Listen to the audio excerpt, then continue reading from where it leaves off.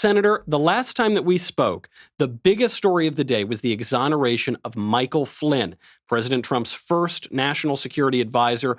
The DOJ dropped the case into him. The FBI set him up. This was a huge miscarriage of justice, but thankfully, the case was being dismissed until I just read a headline that the judge is not letting go of the case, even though the prosecution said that they were pulling out of it. Can you explain to me how that's even possible? What's going on? It is ridiculous. This federal judge, we've seen too many judges on the bench behaving like they're members of the resistance and signing up to really the partisan objective of attacking the president and this administration. Listen, everything about this Michael Flynn investigation and prosecution stinks from the get-go. And what has come public in the last couple of weeks is stunning.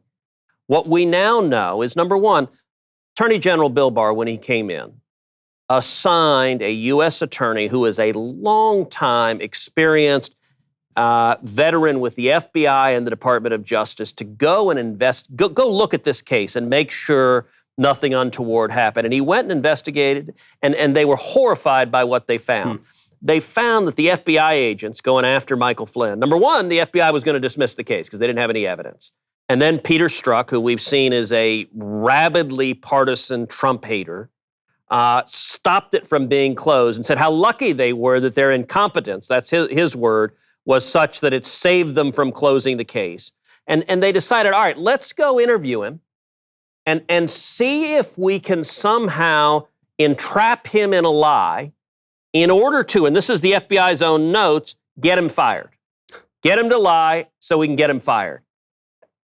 That's not the FBI's job. Right. Why are they trying to get the national security advisor for the newly elected president fired? So that came out initially.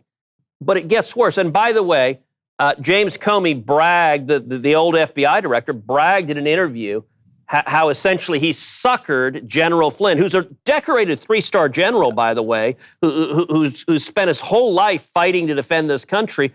They suckered General Flynn into this interview where they said, oh, you don't need a lawyer. No, you don't need to tell the White House counsel about it.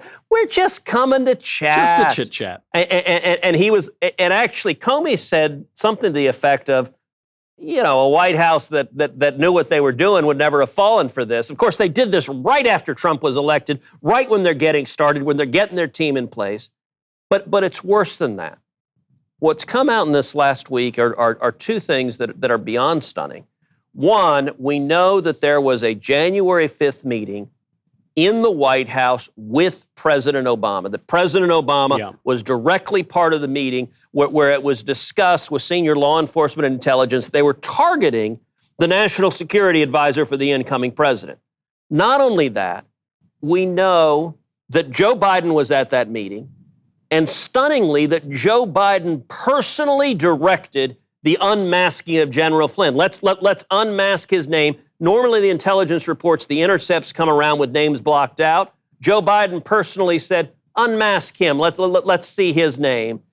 And then on top of that, in the last week of the Obama administration, Susan Rice, the national security advisor, sent an email to herself and to the intelligence community saying, under the directions of President Obama, and she made this clear, this was coming from Barack Obama himself, you may not be able to share certain aspects of national security information concerning Russia with the incoming president. What in the hell?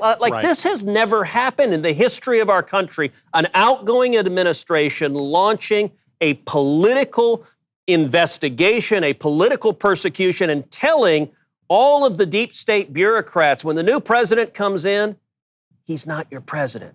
You don't have to tell him what's going on. Just go after him, target him, and trap him, set him up. I mean, it was stunning. And in more than 2 centuries of our nation's history, I am not aware of any outgoing administration that ever so much as tried to do this to the new administration. It is wrong. It is offensive. It is grotesque.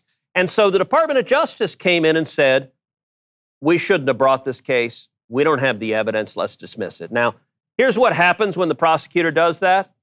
The judge says, case dismissed. Right. Prosecutor's not going to prosecute you.